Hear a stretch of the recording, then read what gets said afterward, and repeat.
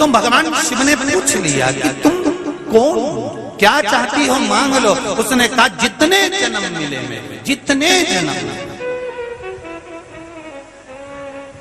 प्रत्येक जन्म में मैं अपने पति के चरणों की सेवा करूं। समय आया एक बार करवा का नाम, उस जो पार्वती जी की सहेली थी उसका नाम करवा पड़ गया। करवा पड़कर एक साधारण परिवार में उसका जन्म था। पति के साथ संग में रह रही थी। पति को थोड़ा शरीर में शिथिलता हो गई थी और वो शिथिलता को देखकर पति को लगी प्यास। जब प्यास लगी तो पानी पीने के लिए पति सरोवर के पास गया। जरा ध्यान देना इस कथन। पति गया सरोवर के पास में। कई लोग करवा चौथ की बहुत हंसी उड़ाते हैं, माताओं की बड़ी हंसी उड़ाते हैं। उनसे निवेदन है मेरा, हमारे सनातन धर्म के जितने व्रत हैं, हमारे सनातन धर्म के इस भारत की भूमि से जितने नियम धर्म जितने निकले हैं, जितने व्रत निकले हैं, साधना निकली है, ये साधारण नहीं है। इसलिए बार बार कहते हैं चंदन है इस देश की माटी, तपोभूमि हर ग्राम है, हर बाला देवी की प्रतिमा, बच्चा बच्चा राम है। कोई साधारण नहीं, कोई अब पार्वती जी की वो सहेली का नाम जन्म लेते लेते लेते लेते एक बार करवा पड़ गया। पति थोड़ा सा शिथिल था, शरीर में थोड़ा रोग हो गया था। पानी पीने के लिए सरोवर पर गया। सरोवर में जैसे पानी पीने के लिए गया, एक मगर ने उस पति का पांव पकड़ लिया।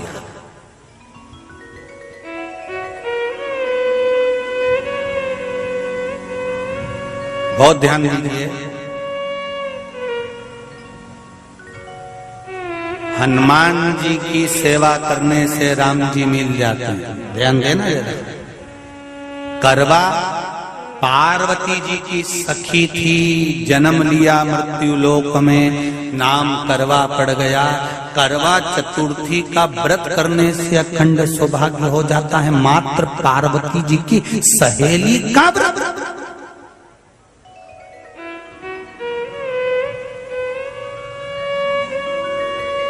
विचार करिए कितना कितना भाव। ये सेवा का प्रमाण है।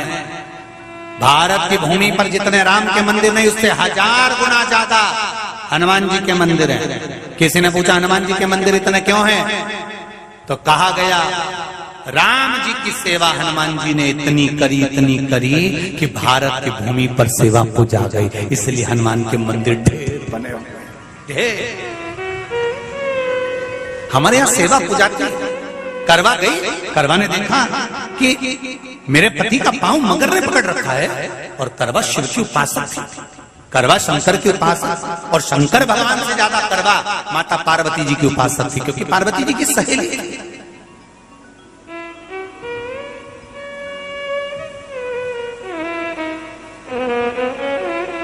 पति का पांव खींच कर मगर पानी में लेकर जा रहा था।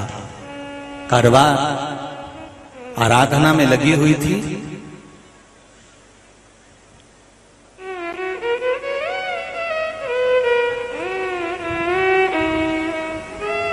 केवल करवा ने मिट्टी का एक गोल भाग ही बनाया था, जिस पे पार्वती जी का जो नीचे का पीठी का होती है, उस पे शिवलिंग रखा था। केवल नीचे का भाग का निर्माण ही करा था, और करवा के कानों में शब्द पड़ गया।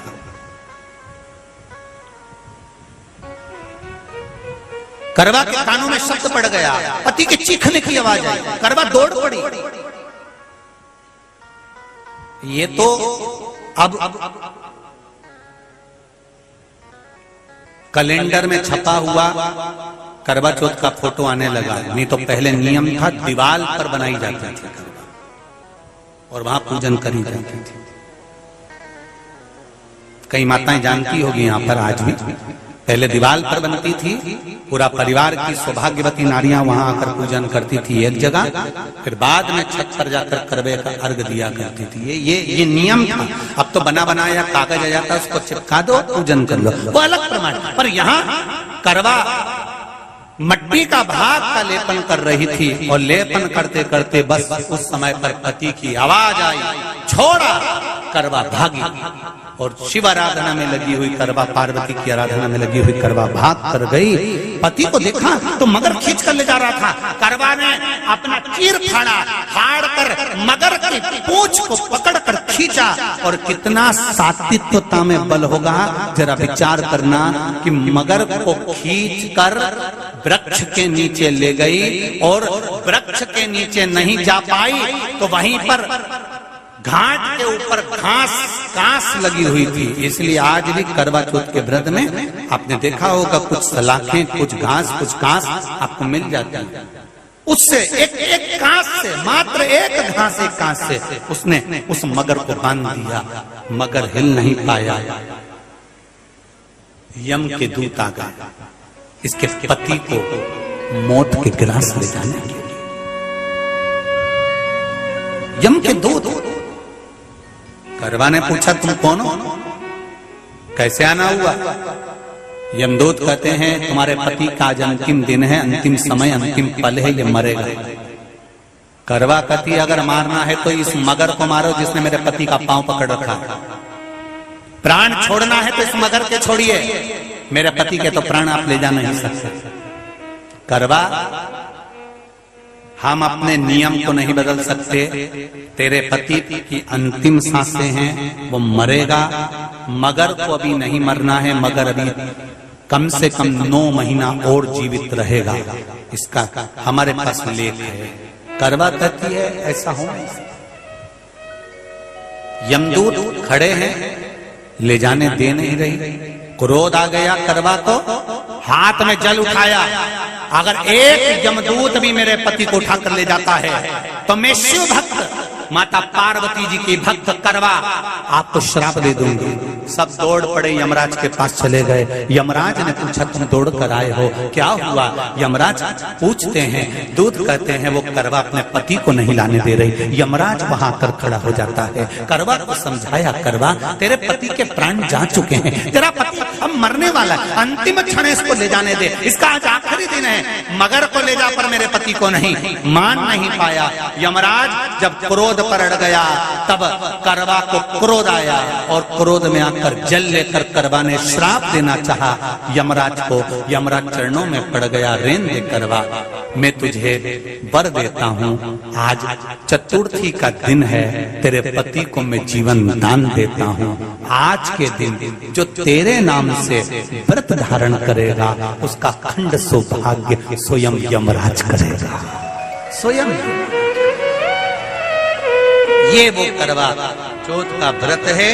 दुनिया के लोग भले हमारे सनातन धर्म पर उंगली उठाएं, दुनिया के लोग भले हंसें कि बताओ करवा चौथ का व्रत होता है, पति की पूजन करते हैं, कोई बोलता है, कोई बोलता है, पर सनातन धर्म की ये पहल, हमारे सनातन धर्म का ये आनंद,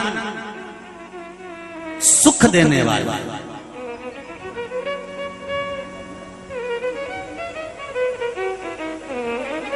एक बात और कहेंगे आप,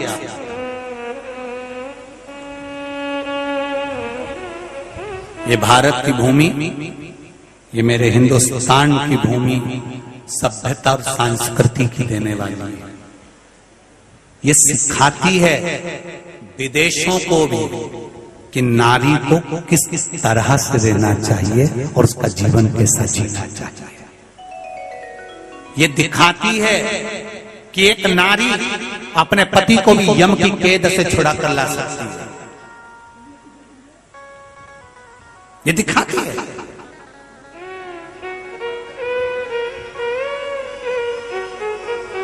करवा का पति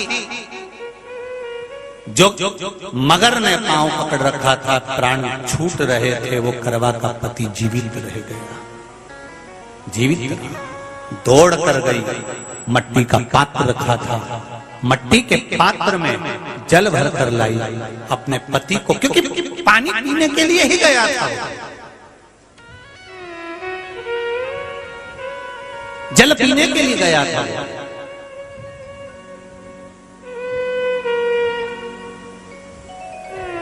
मट्टी के पात्र में जल भरकर जब करवा लेकर आती है, और करवा जब मट्टी के पात्र में जल भरकर लेकर आई, अपने पति को पानी पिलाने लगी।